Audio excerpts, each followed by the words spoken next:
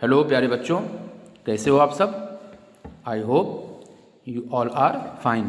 Okay, देखिए सर्दी का मौसम है तो बच के ही रहना चाहिए जिससे हम बीमार ना हो जाएं। देखिए आज का जो चैप्टर है वो मेजर लैंडफॉर्म्स है, यानी जो कौन कौन सी लैंडफॉर्म्स का मतलब जो हमारी स्थल आकृति है उसके ऊपर जो अलग अलग आकार आप देखते हो ना, कहीं पर आप प्लेट्यूज देखते हो, कहीं पर माउंटेन्स देखते हो, कहीं पर रिवर वैलीज देखते हो। तो इस तरीके की जो अलग अलग आकृति उसे हम लैंड फॉर्म्स बोलते हैं। ठीक है, तो लैंड फॉर्म्स के बारे में चर्चा करेंगे और उसके पहले आपको लैंड फॉर्म दिखा देते हैं। तो जैसे आप देख सकते हो यहाँ पर आप आपके स्क्रीन पर आप देख सकते हो कि ये वोल्केनो है ना, हिल्स है, इसलैंड्स है, कैनियन है, डेजर्ट है या ओशन है, रिवर्स है, यहाँ पर ये फॉरेस्ट देखने को मिल रहा है आपको। ठीक है ना, और ये अलग अलग हैं। ठीक है, और जैसे माउंटेन्स देख सकते हो आप, यहाँ पर आप माउंटेन्स देख सकते हो, माउंटेन है, मार्शेस, मार्शेस मतलब जहाँ दलदली ज़मीन होती है ना। वाटरफॉल भी आप अपनी इस अर्थ पर देख सकते हो। ये प्लेन होता है, प्लेन का मतलब मैदान। ठीक है, तो इस तरीके से अलग अलग लैंडफॉर्म्स आप देख सकते हो। इन्हीं लैंडफॉर्म्स का आज एक इंट्रोडक्शन टाइप का देखेंगे कि कौन कौन से प्रकार के लैंडफॉर्म्स हैं, उनका इम्पोर्टेंस क्या है। ठीक है, और नेक्स्ट वीडियो में इसको और डिटेल से करेंगे क्योंकि बेसिक्स यहीं से स्टार्ट होता है। अगर आपको बेसिक्स क्लियर हैं तो बेसिक्स क्लियर होने के बाद आपको जो टॉपिक उसकी अंडरस्टैंडिंग आ जाती है कि हम पढ़ क्या रहे हैं। ठीक है, तो बेसिकली आज के इस चैप्टर में जैसा कि मैंने आपको बताया कि हम लोग यहाँ पर लैंडफॉर्म्स के बारे में देख रहे हैं। लैंडफॉर्म्स मैंने आपको बताया कि जो टोपोग्राफी होती है। अच्छा, टोपोग्राफी क्या होती है? तो टोपोग्राफी का मतलब हिंदी में बोलते हैं स्थलाकृति। स्थल आकृति बराबर स्थलाकृति, यानी जमीन पर या जो हमारी अर्थ है इस पर पाई जाने वाली आकृतियाँ अलग अलग हो सकती हैं। मैंने आपको बताया वो माउंटेन्स हैं, प्लेट्यूज हैं, है ना। तो ये जो आकृतियाँ हैं इन्हीं को हम लैंडफॉर्म्स बोलते हैं और इन्हीं चैप्टर्स को हमें पढ़ना, इन्हीं टॉपिक्स को, इन्हीं लैंडफॉर्म्स को हमें देखना है। इसी वजह से इस चैप्टर का नाम क्या रखा गया है? Major landforms. ठीक है, तो ऐसा हम आइए एक एक करके पढ़ लेते हैं। तो सबसे पहले मैंने आपको बताया कि जो लैंडफॉर्म्स हैं वो क्या है। इसी वजह से हम देखेंगे classification of the major landforms of the earth. ज़मीन पर पाई जाने वाली जो लैंडफॉर्म्स हैं, मेजर लैंडफॉर्म्स हैं, उनके बारे में पढ़ते हैं। तो अच्छा, जो अर्थ का जो सरफेस होता है, अर्थ का सरफेस यहाँ पर क्या हो जाएगा बेटा? ये हो जाएगा आपका क्रस्ट। क्या हो जाएगा? ये हो जाएगा आपका क्रस्ट। अच्छा, क्रस्ट क्या होता है? तो क्रस्ट क्या होता है? ज़मीन का सबसे ऊपरी भाग, जहाँ पर आपके पेड़ पौधे हैं, जहाँ पर मनुष्य चलते हैं ना, तो ये क्रस्ट होता है। तो ज़मीन का सबसे ऊपर वाला भाग जो क्रस्ट होता है, क्योंकि सभी लैंडफॉर्म्स तो क्रस्ट पर ही होंगे ना।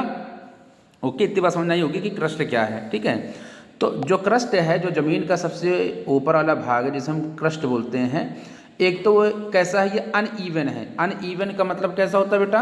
अनइवन का मतलब होता है असमतल। अनइवन का मतलब क्या होता है? असमतल। ठीक है, असमतल ये। रग्ड है। रग्ड का मतलब क्या होता है? ऊबड़ खाबड़। रग्ड का क्या मतलब होता है? रग्ड का मतलब होता है ऊबड़ खाबड़। ठीक है ना, और फ्लैट भी है। तो फ्लैट का मतलब होता है समतल। तो हमारी ये जो अर्थ का जो क्रस्ट है ये असमतल भी है, समतल भी है, ऊबड़ खाबड़ भी है, हर एक प्रकार की है। ठीक है, तो इसी की वजह से ये लैंडफॉर्म्स आपको देखने को मिलती हैं। अच्छा, ये जो लैंडफॉर्म्स हैं ये किस बात कैसे बन गई हैं? तो लैंडफॉर्म्स बेटा, इनके लिए दो प्रोसेसेस हैं। एक तो प्रोसेस है जिसको हम बोलते हैं इंटरनल प्रोसेस, दूसरा प्रोसेस उसको बोलते हैं एक्सटर्नल प्रोसेस। अब ये इंटरनल प्रोसेस क्या है, एक्सटर्नल प्रोसेस क्या है, तो इसके बारे में भी समझ करके देखते हैं। ओके, सबसे पहले तो ये जो इमेज इसको थोड़ा छोटा कर दो जिससे आपको और अच्छे से देखने को मिले। ठीक है ना, इसको और छोटा कर दिया और ओके, अब आपको समझ में आ रहा होगा और अच्छे से। तो मैंने आपको बताया इंटरनल प्रोसेस में क्या होता है कि ये एक अपलिफ्टमेंट और सिंकिंग, जो अर्थ का सरफेस है वो या तो अपलिफ्टमेंट होगा या तो सिंकिंग होगा। सिंकिंग मतलब सिकुड़ना या डिग हो जाना, गड्ढा हो जाना, या अपलिफ्टमेंट मतलब ऊपर का उठ जाना। तो अर्थ सरफेस का या अर्थ जो क्रस्टियल पार्ट है इसका ऊपर उठ जाना या नीचे उठ गिर जाना, ये इंटरनल प्रोसेस में भी आता है। अच्छा, ये अपलिफ्टमेंट और सिंकिंग होता कैसे है? तो इसके पीछे बहुत सारे रीज़न हैं, जिनमें से जो मेजर रीज़न है वो होता है वोल्केनिक इरप्शन। यानी कि जो ज्वालामुखी हिंदी में बोलते हैं, तो ज्वालामुखी का बाहर निकलना, इसे बोलते हैं वोल्केनिक इरप्शन, ठीक है ना। तो एक ये तो इंटरनल प्रोसेस हो गया। इंटरनल प्रोसेस का मतलब जो प्रोसेस अंदर से हो रहा है। तो ज़मीन के अंदर से क्या निकलता है? ज़मीन के अंदर से बेटा एक तो होता है एस्थेनोस्फीयर। एस्थेनोस्फीयर क्या होता है? मैंने आपको बताया एस्थेनोस्फीयर। एस्थेनोस्फीयर, एस्थेनोस्फीयर का मतलब होता है क्रस्ट का जो सबसे, भाई क्रस्ट क्या होता है? ज़मीन का सबसे ऊपर का भाग।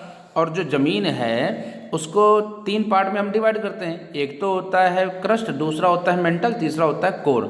तो मेंटल के जो बाउंड्री है, मेंटल की जो बाउंड्री होती है जहाँ से क्रस्ट खत्म होता है, उस रीजन में होता है एस्थेनोस्फीयर बोलते हैं उसको। क्या बोलते हैं? एस्थेनोस्फीयर बोलते हैं। एस्थेनोस्फीयर में क्या होता है कि यहाँ पर जो भी जो माउंटेन है वो मोल्टन फॉर्म में, मोल्टन फॉर्म मतलब पिघली हुई फॉर्म में है। और जब ये पिघली हुई फॉर्म में है तो क्या होगा? वो लिक्विड फॉर्म में हो जाएगा। लिक्विड फॉर्म में होगा तो लिक्विड हमेशा क्या करता है? ऊपर की ओर आएगा। ऊपर की ओर आएगा तो उसके पीछे जो साइंस है उसके बारे में बाद में पढ़ेंगे। क्यों? क्योंकि फिर ये वीडियो बहुत ज़्यादा लंबी हो जाएगी। मैंने आपसे बताया कि नेक्स्ट वीडियो में और बहुत ही डिटेल से बात करेंगे, ठीक है। तो जो एस्थेनोस्फीयर में ये जो मोल्टन रॉक है, पिघला हुआ चट्टाने हैं, ये ऊपर की ओर क्रस्ट को तोड़ करके निकल आती हैं, जिसे ही हम क्या बोलते हैं? ज्वालामुखी बोलते हैं, ठीक है। तो ये इंटरनल प्रोसेस का एक पार्ट है। एक्सटर्नल जो प्रोसेस होता है, एक्सटर्नल प्रोसेस की बात करते हैं तो यहाँ पर जो सबसे मेजर कारण है वो होता है, एक तो इरोजन होता है, दूसरा डिपोजन होता है, डिपोजिशन होता है। इरोजन होता है और डिपोजिशन होता है सॉरी। तो इरोजन क्या होता है बेटा? इरोजन का मतलब होता है कि जब कोई चीज़ अर्थ के क्रस्ट पर कोई भी, चाहे वो डस्ट पार्टिकल हो, चाहे वो सैंड पार्टिकल हो, कोई भी ऐसी चीज़ जो किसी न किसी मीडियम से, चाहे हवा के द्वारा चाहे पानी के द्वारा, बह करके दूर चली जाए, wearing away of the surface, earth surface, earth के सरफेस से दूर चली जाए, तो उसको हम बोलते हैं इरोजन। अच्छा, इरोजन का मतलब एक तो ये हो गया। दूसरा हो गया कि इरोजन भी कई प्रकार के होते हैं। जैसे आपके जो पहाड़ हैं, जैसे आपके जो माउंटेन्स होते हैं, माउंटेन्स के बारे में अगर बात करते हैं तो यहाँ थोड़ा सा इसको जगह बनाते फिर आपको बताते हैं। जैसे मान लीजिए माउंटेन है, ये कुछ माउंटेन है, ठीक है ना। तो माउंटेन, अब यहाँ पर क्या हो रहा है? मान लीजिए सन की लाइट है, सन की लाइट आप देख सकते हो। मान लीजिए सन की लाइट देख रहे हो आप, है ना, सन है, सन की लाइट इस पर बराबर पड़ रही है, बराबर पड़ रही है। तो ये जो माउंटेन है, ये जो माउंटेन जिसको हमने बनाया हुआ है, ये माउंटेन की जो ऊपर का जो सरफेस है, ये क्या हो रहा है? ये गर्म हो रही है, गर्म हो रही है। अब इसी पर क्या कई बार क्या हो जाएगा कि मान लीजिए अभी तो सन की लाइट से ये गर्म हो गया, कभी ऐसा हुआ कि ये जो माउंटेन है इस पर बारिश भी हो जाएगी, बारिश भी होगी, इतनी बात तो समझ आ रही होगी। तो इसी सरफेस पर ही बारिश भी हो रही है। कई बार ऐसा हो जाएगा कि बारिश के अलावा क्या हो जाएगा? बारिश के अलावा इस पर हवा भी चल रही है, तेज़ हवाएं चल रही हैं। अब ये तेज़ हवाएं चल रही, तो भाई ये अर्थ का सरफेस है, सॉरी, ये जो माउंटेन है, जो माउंटेन या एक जो पहाड़ का मैंने एक पार्ट बनाया हुआ है, ये क्या होगा? ये धीरे धीरे इसके ऊपर की जो सरफेस है उस पर सभी एटमॉस्फेरिक प्रेशर भी तो काम कर रही होंगी, वातावरण का जो दाब है वो भी तो काम कर रहा होगा, जिससे ये टूटेगी। और इसके टूटने का, अच्छा एक बार में नहीं कि आज सनलाइट पड़ गई और फिर एक बार सनलाइट पड़ गई, फिर एक बार बारिश का पानी हो गया, हवा चल गई तो टूट गया, ऐसा नहीं। एक ये लॉन्ग प्रोसेस होता है, कई बार, कई सालों साल में जा कर के ऊपर की जो आपका सरफेस है माउंटेन का, ये टूटेगा। और इस माउंटेन के ऊपर की सरफेस को टूटना ही हम क्या बोलते हैं? इसे ही इरोजन बोलते हैं, ठीक है। तो एक एग्जांपल यहाँ पर मैंने आपको बताया हुआ है। दूसरा क्या हो जाता है बेटा? दूसरा हो गया डिपोजिशन। तो डिपोजिशन में क्या होता है कि बहुत सारी चीज़ें, बहुत सारा जो आपका ये जो मान लीजिए अर्थ का सरफेस है, अब अर्थ के सरफेस पे बहुत सारी चीज़ें कलेक्ट हो जाएं, है ना, बहुत सारी चीज़ें क्या हो जाएं? कलेक्ट हो जाएं। तो इनके कलेक्शन को ही हम क्या बोलते हैं? डिपोजिशन बोलते हैं। इनके कलेक्शन को क्या बोलते हैं बेटा? डिपोजिशन बोलते हैं, ठीक है। तो इतनी बात समझ में आई होगी, आपको आई होगी कि डिपोजिशन क्या है और इरोजन क्या है। डिपोजिशन को थोड़ा सा और अगर एक्सप्लेन करूं तो it is a rebuilding of a lowered surface. जो सरफेस है, अर्थ का सरफेस है, वहाँ पर किसी चीज़ों का बन जाना, कलेक्ट हो जाना, वो क्या हो जाता है? डिपोजिशन होता है। अच्छा, डिपोजिशन होता कैसे? तो बेटा एक तरफ जब जहाँ पर इरोजन हो रहा होगा, कोई चीज़ कहीं से टूट करके गिर रही होगी, तभी तो दूसरी जगह जा करके वो डिपॉजिट होगी। तो ये क्या है? ये हो जाएगा इरोजन और डिपोजिशन, इरोजन और डिपोजिशन, और इसे हम क्या बोलते हैं? एक्सटर्नल प्रोसेस बोलते हैं, ठीक है ना। यानी लैंड फॉर्म बनने में ये एक्सटर्नल प्रोसेस होता है। अब ये जो इरोजन है, तो इसकी वजह से कुछ जो मेजर लैंड फॉर्म्स हैं, जिनमें से एक लैंड फॉर्म है माउंटेन्स, ठीक है, जो पहाड़ होते हैं, पर्वत होते हैं, पर्वत श्रृंखलाएं होती हैं, जिनमें माउंटेन्स बोलते हैं। दूसरा हो गया प्लेट्यूज, तीसरा हो गया प्लेन्स, चौथा में से डेजर्ट भी लिख सकते हैं। क्या लिख सकते हैं बेटा? डेजर्ट, यानी कि हिंदी में से क्या बोलते हैं? रेगिस्तान बोल सकते हैं, ठीक है ना। तो डेजर्ट हो गया, ठीक है। तो इनको भी हम पढ़ेंगे कि कौन कौन से माउंटेन्स होते हैं, कितनी कैटेगरी होती है माउंटेन की, प्लेट्यूज के बारे में पढ़ेंगे, प्लेन्स के बारे में पढ़ेंगे, इनकी इंपॉर्टेंस को भी देखेंगे। तो अभी हमने यहाँ पर मेजर क्या देखा कि चार बेसिकली हम ये देख रहे हैं, एक हो गया माउंटेन्स, दूसरा हो गया प्लेट्यूज, तीसरा हो गया प्लेन्स, चौथा हो गया डेजर्ट्स, ठीक है ना। इनके बारे में भी देखेंगे। तो माउंटेन की अगर बात करते हैं, तो माउंटेन क्या होता है बेटा? अपने आसपास के एरिया से, अपने आसपास के एरिया का मतलब हो गया, जैसे मान लीजिए ये एरिया है, ये पूरा मान लीजिए कोई एक एरिया है, और इस एरिया में ये जो एक मान लो ये अर्थ का कोई सरफेस है, ठीक है ना, और इस तरफ ये अर्थ का सरफेस है, ठीक है, ये अर्थ का सरफेस है, और यहाँ पर कोई हाई एलिवेटेड कोई भी ऐसी हाई एलिवेटेड फॉर्म जिसका एक कोनिकल शेप होगा, और यहाँ पर पीक होगी, यहाँ पर क्या होगी बेटा? एक चोटी आपको देखने को मिल रही है। माउंटेन्स में चोटी जरूर होती है, माउंटेन्स में बेटा क्या होती है? चोटी जरूर होती है, ठीक है ना। यानी कि जिसको हम क्या बोलते हैं? पीक बोलते हैं, एपेक्स बोलते हैं, पिनैकल बोलते हैं, अलग अलग ये अंग्रेजी में बोलते हैं। तो क्या होता है बेटा? ये आप देख सकते हैं यहाँ पर एक कोनिकल फॉर्म होती है माउंटेन्स में। इसी कोनिकल फॉर्म को के होने के कारण क्या बोलते हैं? इसको माउंटेन बोलते हैं। अच्छा, अभी इसी समय एक चीज़ और देख लेते हैं, प्लेट्यूज किसको बोलते हैं। तो माउंटेन में ये नोक होगी, लेकिन जो प्लेट्यूज होते हैं ये फ्लैटेड, इस तरीके से उनमें नोक नहीं होती है। ये जो आप देख रहे हो इस प्रकार की जो लैंड फॉर्म है, इसे हम प्लेट्यूज बोलते हैं। और इसमें क्या होगा बेटा? इसमें जो नोक या पीक नहीं होता है, ये टेबल लैंड कहलाते हैं, ये फ्लैट होता है, इसका जो अपर सरफेस होता है ये फ्लैट होता है, ठीक है। तो हम सबसे पहले तो माउंटेन्स के बारे में चर्चा कर लेते हैं। तो माउंटेन मैंने आपको क्या बताया कि जो एलिवेशन है, हाईली एलिवेटेड पोर्शन है अर्थ सरफेस का, अर्थ क्रस्ट का, जो बहुत ही जनरली स्टीप साइड्स होगा, है ना, बहुत तीव्र ढलान होती है। अगर आप देख रहे हो ये माउंटेन है, तो इसमें बेटा क्या, ये तीव्र ढलान ही तो देखने को मिल रही है आपको। ये जो ढलान देख रहे हो आप, ये तीव्र ढलान आपको देखने को मिलेगी। और इसके अलावा क्या हो जाता है कि बहुत ही हाईली क्या होता है? इसका एल्टीट्यूड होता है, ठीक है ना, बहुत ही हाईली एल्टीट्यूड होता है। जैसे कि हिमालय पर्वत की बात करते हैं अगर, तो अच्छा एक चीज़ और बताऊँ आपको कि जो माउंटेन्स होते हैं ना बेटा, ये हमेशा ज़्यादातर ही एक रेंज में होते हैं। रेंज का मतलब कई माउंटेन्स की एक श्रृंखलाएँ होती है, एक चेन होती है। एक तो ये बात हो गई। दूसरी बात हो गई कि जो भी नेचुरल एलिवेशन है अर्थ सरफेस पर, उसी को तो माउंटेन बोल रहे हैं। ग्लेशियर क्या होते हैं? तो ग्लेशियर बेटा ये बर्फ़ के पहाड़ होते हैं। माउंटेन के ऊपर जब आइस जम चुकी होती है और बहुत ही हाई एल्टीट्यूड पर ये जो आइस जमती है ना, इसी जमे हुई आइस के माउंटेन को हम ग्लेशियर बोलते हैं। ओके, आई होप यहाँ तक सारी चीज़ें क्लियर होंगी, ठीक है ना। अब इसके अलावा कुछ माउंटेन्स के टाइप्स भी देख लेते हैं बेटा। तो माउंटेन के पहला जो टाइप है वो होता है फोल्डेड माउंटेन। अच्छा, फोल्डेड माउंटेन का मतलब क्या होता है? तो जैसा कि आप देख रहे हो, माउंटेन का फोल्ड होने की वजह से जो माउंटेन बने उसे हम फोल्डेड माउंटेन बोलते हैं। फोल्डेड माउंटेन कैसे है? तो मान लीजिए ये एक तरफ से, आपने टेक्टोनिक प्लेट्स के बारे में सुना होगा। अभी 2 मिनट पहले मैंने आपसे एस्थेनोस्फीयर की बात करी थी।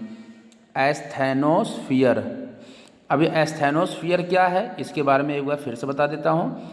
एस्थेनोस्फीयर, ये एस्थेनोस्फीयर बेटा क्या होते हैं कि जो क्रस्ट का सबसे नीचे वाला पार्ट है, जहाँ पर मोल्टन रॉक होती है, चट्टानें पिघली अवस्था में होती हैं, इन्हीं पिघली हुई अवस्था के ऊपर जो क्रस्ट है ये तैर रही है। ये क्रस्ट क्या है? तैर रही है।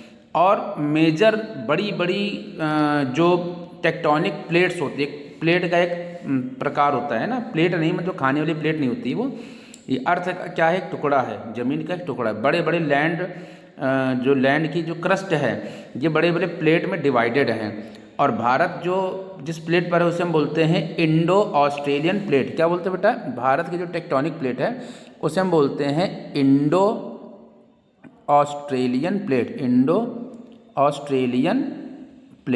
ऑस्ट्रेलियन प्लेट बोलते हैं, ठीक है ना। तो इसी इंडो ऑस्ट्रेलियन प्लेट पर ही भारत का पूरा भारत है, और ऑस्ट्रेलिया का कुछ पार्ट है, कुछ पार्ट एशिया का भी है, ठीक है ना। भारत एशिया में आता है। तो इंडो ऑस्ट्रेलियन प्लेट जैसे मान लीजिए है। तो अब यहाँ पर क्या हो जाएगा कि जब, हाँ बच्चों, तो जैसा कि मैंने आपको बताया कि जब दो टेक्टोनिक प्लेट्स आपस में लड़ती हैं यहाँ करके, इनके लड़ने से एक कंप्रेशन बनता है, दबाव बनता है। उस दबाव के कारण ज़मीन का कुछ भाग ऐसे ऊपर की ओर फोल्ड होते हुए एलिवेटेड हो जाता है। इसी प्रकार के माउंटेन को बोलते हैं फोल्डेड माउंटेन। इसका एक इमेज भी आपको दिखाते हैं, ठीक है। ये देखिए, यहाँ पर दो टेक्टोनिक प्लेट्स हैं जो आपस में आके क्या कर रही हैं, इनमें कंप्रेशन बनेगा, दबाव बनेगा, लड़ेंगी आपस में आकर के।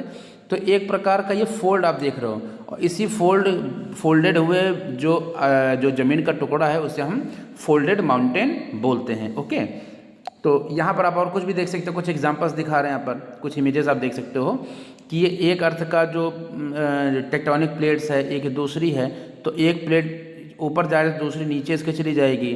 तो जो कंप्रेशन बनेगा, कंप्रेशन से इस तरीके के फोल्डेड माउंटेन क्रिएट हो जाते हैं। और यहाँ पर क्या होगा कि आप देखोगे जो माउंटेन बन रहे हैं इनमें आपको एक नोक देखने को मिल रही है, एक पीक देखने को मिल रही है। तो इस प्रकार के माउंटेन को हम फोल्डेड माउंटेन कहते हैं, ठीक है ना। जैसा कि मैंने बताया आपको, इसमें क्या होता है, कोनिकल पीक्स देखने को मिलेगी, हाई कोनिकल पीक्स देखने को मिलेगी, ऊंचाई पर नोक देखने को मिलेगी। हिमालयन माउंटेन और आल्प्स माउंटेन ये बेटा सबसे यंग फोल्ड माउंटेन हैं। सबसे यंग का मतलब सबसे बाद में बने हुए माउंटेन हैं, ठीक है।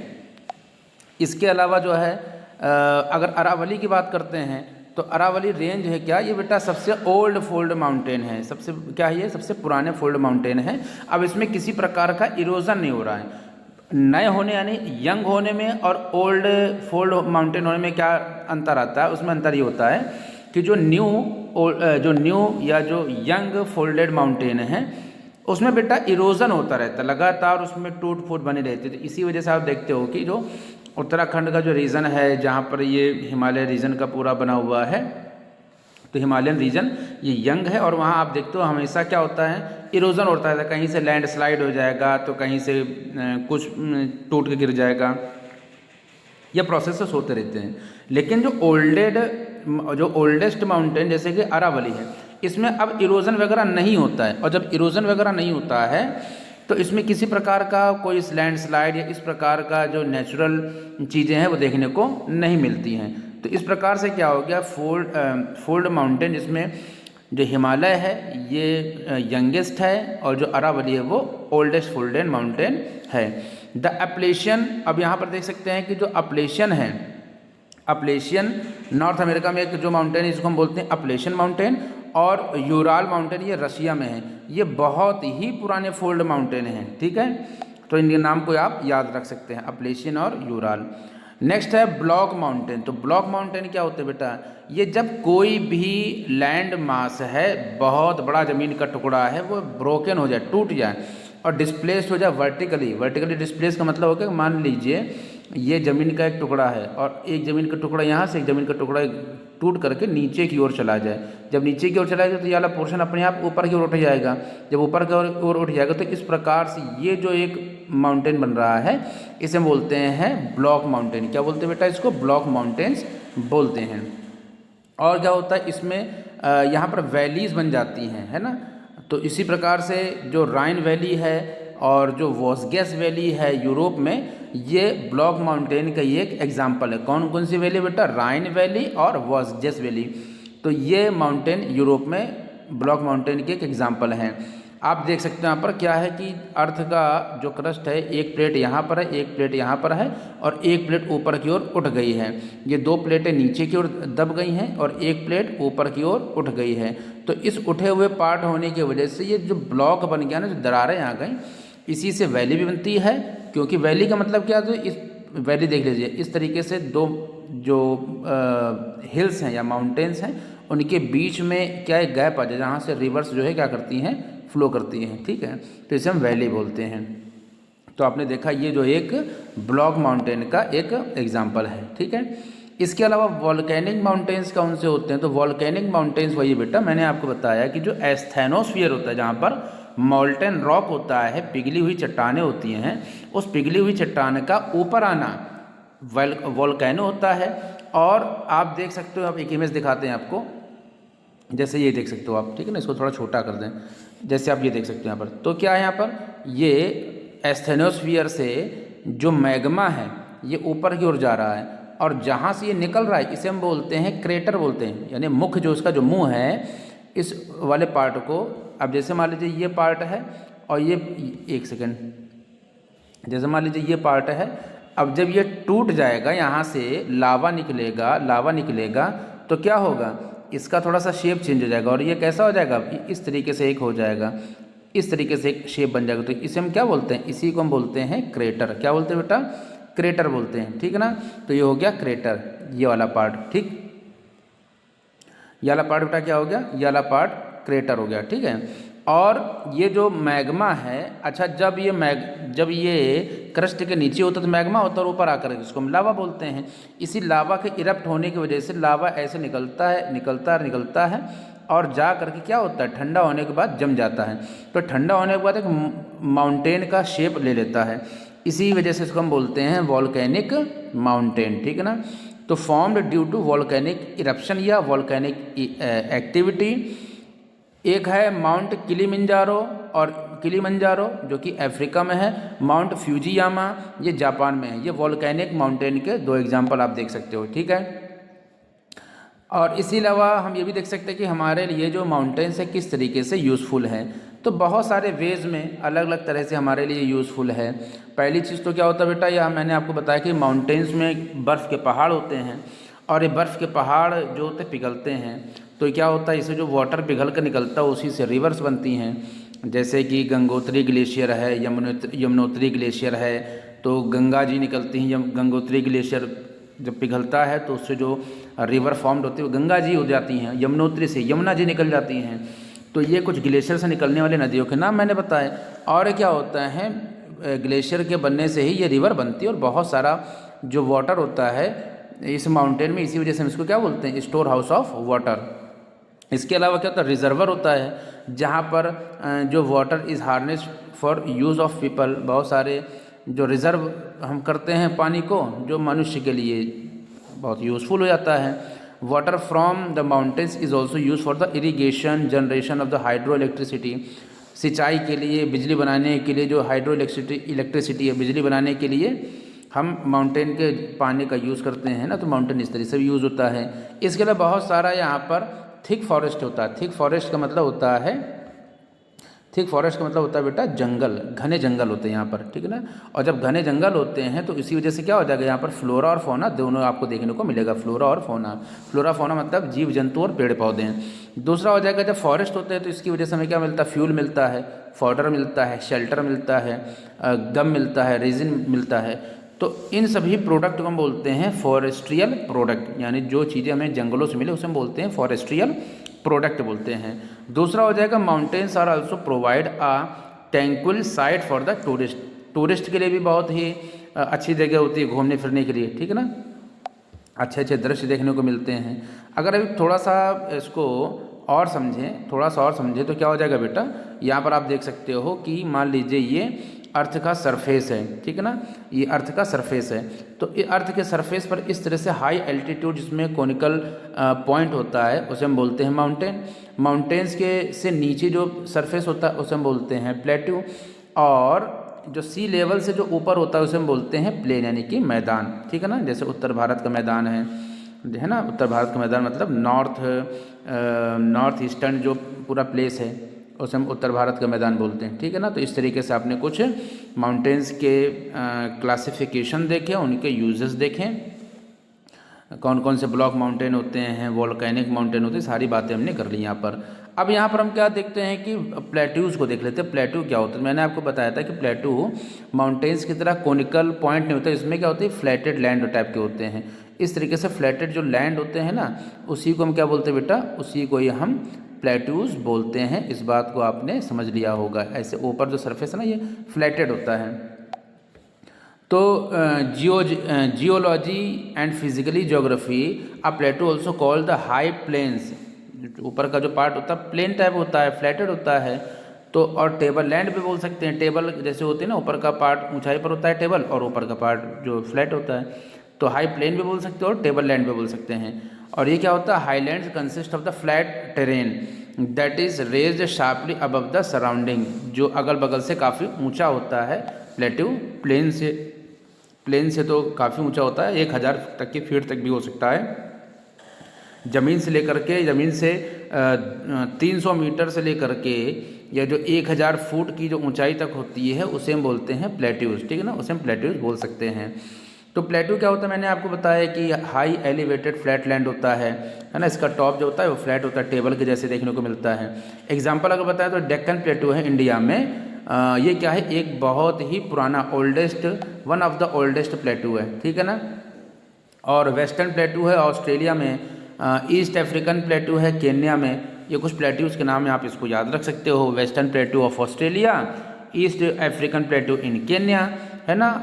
तंजानिया और युगांडा में ये जो प्लेट्यूज है, ईस्ट अफ्रीकन प्लेट्यू। केन्या कहाँ पर है, अफ्रीकन कॉन्टिनेंट का पार्ट है। ठीक है। और तिब्बतन प्लेट्यू है, ये बहुत ही हाई है, highest plateau of the world. दुनिया में सबसे ऊंचा प्लेट्यू कौन सा है, ये तिब्बतन प्लेट्यू है, तिब्बत का पठार है, तिब्बत प्लेट्यूज है। How are plateaus are useful, तो प्लेट्यूज कैसे यूजफुल हैं? तो प्लेट्यूज बेटा सबसे ज़रूरी चीज़ होती है, यहाँ पर बहुत सारा मिनरल डिपॉजिट होता है, इकट्ठा रहता है, कलेक्ट होता है, रिच मिनरल्स। ठीक है ना। मिनरल्स कैसे, जैसे अफ्रीका में अगर देखो तो बहुत सारा गोल्ड और डायमंड मिलता है आपको देखने को। अफ्रीका में गोल्ड मिलेगा, डायमंड मिलेगा, है नहीं, सोना और जो हीरा है, ये अफ्रीकन के प्लेट्यूज में जो खाने होती हैं, माइंस होती हैं, उन माइंस से गोल्ड और ये डायमंड, ये सारी चीज़ निकाली जाती हैं। इसी तरीके से भारत में छोटा नागपुर का प्लेट्यू है। छोटा नागपुर का प्लेट्यू कहाँ पर है बेटा, ये झारखंड में है। छोटा नागपुर का प्लेट्यू कहाँ पे बेटा, ये तो ये कहाँ पर है, ये झारखंड में है। तो झारखंड में छोटा नागपुर का प्लेट्यू है, और इसमें बहुत सारा आयरन है, कोल यानी कोयला है, मैग्नीज है, बहुत ज़्यादा ह्यूज अमाउंट में सारा इसमें कलेक्ट है, डिपॉजिट है। तो प्लेट्यूज की बड़ी भूमिका है मिनरल्स के बिहाफ पर। On the basis of the geographical location of and the structure of the rock, the plateaus can be classified as, यानी कि ज्योग्राफी के लोकेशन के हिसाब से, स्ट्रक्चर ऑफ रॉक्स के हिसाब से, यानी पर्वतों की बनावट के आधार पर प्लेट्यूज को हम क्लासीफाइड कर सकते हैं। एक तो होता है inter mountain plateau. Inter mountain plateau का मतलब हो गया कि एक तरफ इस तरफ पर्वत है, एक इस तरफ पर्वत है, और इसके बीच में जो फ्लैट जो लैंड आपको देखने को मिल रहा है, ये इसे हम बोलते हैं इंटर माउंटेन प्लेट्यू। ठीक है। जैसे आप ये देख सकते हो कि इस तरफ भी माउंटेन है, इस तरफ भी माउंटेन है, और ये जो बीच में फ्लैट लैंड देखने को मिल रहा है, इसी को हम बोल सकते हैं इंटर माउंटेन प्लेट्यू। ठीक है ना। इसके अलावा दूसरा होता है पीडमाउंट प्लेट्यूज। पीडमाउंट प्लेट्यू क्या होता है, तो the plateau that are situated on the foot of the mountain, यानी कि जो पर्वत श्रृंखला है या पर्वत हैं, उनके आखिरी में, यानी मान लीजिए पूरा पर्वत है ये, और यहाँ से पर्वत खत्म हो गया, अब यहाँ से प्लेट्यू स्टार्ट हो गए। तो इस प्रकार के प्लेट्यू को हम बोलते हैं पीडमाउंट प्लेट्यूज। ठीक है ना। और ये पीडमाउंट प्लेट्यू कहाँ पर बेटा, तो जो एप्लेशियन माउंटेन है और जो अटलांटिक जो कोस्टल प्लेन है, वहाँ पर यूएसए में, वहाँ पर ये पीडमाउंट प्लेट्यूज पाए जाते हैं। ठीक है। एप्लेशियन माउंटेन बताया था ना। इसके अलावा कॉन्टिनेंटल प्लेट्यूज हैं। तो ये कौन से प्लेट्यूज हैं, तो ये बहुत ही मतलब एक ये फॉर्म जो होते हैं, एन एक्सटेंसिव कॉन्टिनेंट अपलिफ्ट और by the spread of horizontal basic lava sheets completely covering the original topography of a great depth. यानी कि जब वॉल्केनिक इरप्शन होता है, ठीक है ना, और जो लावा होता है वो कवर करता है प्लेट्यू को। तो प्लेट्यू महाराष्ट्र है ना, उसको हम देख सकते हैं। स्नेक रिवर प्लेट्यू है नॉर्थ वेस्ट में। मतलब ये हो गया कि जो लावा है ना, उस मान लीजिए लावा निकला है, लावा निकलने की वजह से क्या होता है, लावा निकला, और इसकी वजह से बहुत गहराई से निकले हुए लावा से जो बना हुआ प्लेट्यू है, उसे हम बोलते हैं कॉन्टिनेंटल प्लेट्यूज, ठीक है ना। डेजर्ट क्या होते हैं, तो डेजर्ट को भी अच्छे से समझ लेते हैं। डेजर्ट क्या होता है बेटा, अभी देखिए मैंने आपको बताया कि इस वीडियो में हम एक बेसिक से सारी चीज़ों को समझ रहे हैं। नेक्स्ट जो वीडियो आएगी उसमें बहुत सारी बातों हम डिटेल से चर्चा करेंगे। डेजर्ट क्या होता है, large area of a land usually in a hot reason, जो गर्म क्षेत्र होता है। जैसे मान लीजिए ये क्या है, मैंने मान लिया इसको ये अर्थ है, और ये जो रीजन है इसको बोलते हैं 0 degree latitude. 0 degree latitude, 0 degree अक्षांश रेखा, इसको इक्वेटर बोल सकते हैं, विषुवत रेखा बोलते हैं इसको। क्या बोलते हैं इसको बेटा, इसको बोलते हैं इक्वेटर। क्या बोलते हैं इसको, इक्वेटर बोलते हैं। इक्वेटर बोलते हैं, अक्षांश रेखा बोल सकते हैं, विषुवत रेखा बोल सकते हैं, 0 डिग्री लैटीट्यूड बोल सकते हैं। लेटी हुई रेखाएं लैटीट्यूड होती हैं, खड़ी खड़ी रेखाएं लॉन्गिट्यूड होती हैं। तो ये अब इस जो ये एरिया है, ये एरिया गर्म होता है और इसी के आसपास पाए जाने वाला रीजन होता है उसको हम हॉट रीजन बोलते हैं। और यहाँ पर जो डेजर्ट पाया जाता है उसको हम हॉट डेजर्ट बोलते हैं, ठीक ना। तो यहाँ पर क्या होता है, ये हॉट रीजन होता है डेजर्ट का। यहाँ पर ऑलमोस्ट पानी नहीं होता है, कम बारिश होती है, ट्री और प्लांट्स ना के बराबर होते हैं। जो ट्री और प्लांट्स होते हैं वो कैक्टस या बाओबाब क्या है, एक प्रकार का पेड़ है जो बेसिकली डेजर्ट में ही पाए जाने वाला एक पौधा है। जैसे आप देख सकते हो ये डेजर्ट है और इन सब जगहों पर पाए जाने वाली जो वेजिटेशन है ये कैक्टस टाइप का वेजिटेशन पाया जाता है। इसमें स्पाइक्स यानी कि आप देख सकते हो कांटे आपको देखने को मिल रहे हैं, ये कांटेदार वेजिटेशन यहाँ पर होती है। और इसकी जो खासियत होती है कि इनकी जो रूट्स होती हैं, इनकी जो जड़ें होती हैं इस प्रकार के पौधों की, वो पानी की खोज के लिए दूर दूर तक चले जाते हैं, लॉन्ग रूटेड हो जाते हैं, लंबी लंबी इनकी जड़ें होती हैं जहाँ से भी इनको पानी मिल जाए, क्योंकि रेगिस्तान में डेजर्ट में पानी की कमी होती है, तो पानी की खोज के लिए इनकी रूटेड लंबी हो जाती हैं। डेजर्ट को भी हम क्लासिफाइड करते हैं, तो जैसे एक हॉट एंड ड्राई डेजर्ट हो जाता है ना। और इसके अलावा जो कोस्टल डेजर्ट्स हो जाता है, कोस्टल डेजर्ट हो सकता है ना, पोलर डेजर्ट होता है, सेमी एरिड डेजर्ट होता है। ये कुछ जो डेजर्ट उनके टाइप हैं। अच्छा, पोलर डेजर्ट क्या, तो पोल्स मतलब नॉर्थ पोल और साउथ पोल, पोल्स में पाए जाने वाले डेजर्ट क्या होते हैं बेटा, ये पोलर डेजर्ट होते हैं, जिसमें बेसिकली क्या हो जाएगा, ठंडा रहता है हमेशा। ये आर्कटिक और अंटार्कटिक जो रीजन है, एक प्रकार का कॉन्टिनेंट भी, एक प्रकार का क्या बेटा ये एक प्रकार का एक कॉन्टिनेंट भी है। तो इसी वजह से आर्कटिक या अंटार्कटिक जो रीजन है यहाँ पर बर्फ़ रहती है, और पूरी बर्फ़ जहाँ पर, अच्छा डेजर्ट का मतलब सिर्फ यही नहीं होता कि जहाँ पर रेत या सैंड पाई जा रही है। डेजर्ट का मतलब होता है जहाँ पर इंसान के लिए लाइवलीहुड, जीवन जीना आसान ना हो, वेजिटेशन ना हो, ठीक है, तो उसे हम पोलर डेजर्ट की संज्ञा में रखते हैं, ठीक है। सेमी एरिड में क्या होता है, इस प्रकार के डेजर्ट में जो है ये जो हॉट भी होते हैं और ड्राई डेजर्ट जो होते हैं ये होते हैं, ठीक है ना। और यहाँ पर हॉट और ड्राई दोनों का मिक्सचर होता है, तो एक एरिड रीजन बन जाता है। और इसी एरिड रीजन का मतलब होता है जहाँ पर हवा में बहुत ज़्यादा मॉइस्चर ना हो, ठीक है ना। तो ऐसे डेजर्ट को हम बोलते हैं एरिड डेजर्ट। ये डेजर्ट से की तरह ही होते हैं, टोटल डेजर्ट नहीं होते हैं। ये डेजर्ट में तो सिर्फ जो एकदम एरिड हो जाता है, जबकि इसमें सेमी एरिड होता है। डेजर्ट से थोड़ी सी बेहतर चीज़ें हो सकती हैं, यहाँ पर हल्की फुल्की बारिश की मात्रा यहाँ पर ज़्यादा होती है सेमी एरिड में। और कोस्टल डेजर्ट क्या होते हैं, तो वेस्ट कोस्ट में और जो जहाँ पर ये जो कोल्ड ओशन करंट होती हैं, चलती हैं, एक बार इसको देख लेते हैं। जैसे कि यहाँ पर मैंने आपको बताया कि these deserts are found west coast of continent, जो भी कॉन्टिनेंट है उनके पश्चिमी भाग में। मान लीजिए ये कोई कॉन्टिनेंट है, तो इसके पश्चिमी भाग में इस तरफ जो पाए जाने वाला जो डेजर्ट होगा उसे हम वेस्ट कोस्ट कॉन्टिनेंट्स डेजर्ट बोलते हैं। कोल्ड ओशन करंट चलती हैं, यहाँ पर समुद्र से चलने वाली ठंडी हवाएं चलती हैं, और इसमें जो करंट्स होती है वो कूल होती है, विंड टुवार्ड्स द शोर, समुद्र के किनारे से चलने वाली जो हवाएं होती हैं ठंडी ठंडी हवाएं होती हैं। इसी वजह से हम समुद्र के किनारे होने के कारण इसको हम कोस्टल डेजर्ट बोलते हैं, ठीक है। प्लेन को अगर देख ले तो प्लेन क्या होता है बेटा, प्लेन आप जानते हो कि जहाँ पर जो flat expanded of the land होती है, जो समतल भाग होता है, समतल भाग मतलब ये हो गया कि जो पूरा प्लेन भाग है जहाँ पर हम चलते हैं फिरते हैं, आसानी से रह सकते हैं, जहाँ पर जीवन जीना, लाइवलीहुड थोड़ा सा ईजी हो जाता है। क्यों ईजी हो जाता है? क्योंकि यहाँ पर आपको पेड़ पौधे मिलेंगे, वेजिटेशन अच्छा मिलेगा, पानी पीने के लिए मिलेगा, आप यहाँ पर कंस्ट्रक्शन वर्क कर सकते हो, है ना, यानी कि घर बना सकते हो। ये जनरली प्लेन्स क्या होते हैं, बहुत 200 मीटर की ज़्यादा ऊंचाई पर नहीं होते, 200 मीटर से ज़्यादा ऊंचाई इनकी नहीं होती है। पहली बात तो ये हो गई। दूसरी बात क्या होगा यहाँ पर कि जो सी लेवल से चूँकि ऊपर होते हैं, ये जनरली प्लेन्स क्या होते हैं, बहुत ही फर्टाइल होते हैं, उपजाऊ होते हैं, जिसकी वजह से क्या होता है, बहुत थिकली और पॉपुलेटेड रीजन बन जाता है यहाँ पर, यानी कि लोग यहाँ पर रहने लगते हैं, यहाँ पर पेड़ पौधे पाए जाते हैं, ठीक है ना। इसके अलावा क्या हो जाता है बेटा यहाँ पर, इसके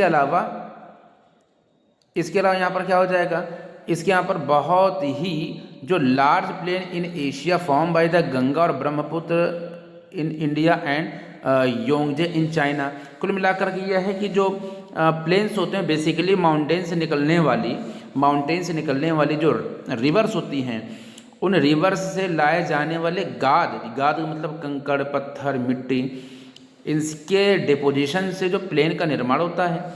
और जैसे भारत में गंगा और ब्रह्मपुत्र रिवर्स हैं, गंगा जी हैं, ब्रह्मपुत्र हैं, तो ये क्या है, ये रिवर्स हैं, और इनके द्वारा लाए हुए डिपोजिशन से ही इस फ्लैट लैंड का निर्माण होता है, जिसको हम बोलते हैं गैंगटिक प्लेन्स या ब्रह्मपुत्र प्लेन, ठीक है ना। और चाइना में कौन सा है, योंगजे प्लेन, यानी मैदान प्लेन को हम बोलते हैं। किस तरीके से यूज़फुल है, तो हैबिटेशन के लिए यूज़फुल है। यहाँ पर आसानी से इंसान जीवन जी सकता है, यहाँ पर घर बना सकता है, कोई कंस्ट्रक्शन वर्क कर सकता है, ट्रांसपोर्ट नेटवर्क होता है यहाँ पर, है ना, आने जाने के लिए पुल बना ले हम, बहुत सारी सड़कें बना ले, है ना।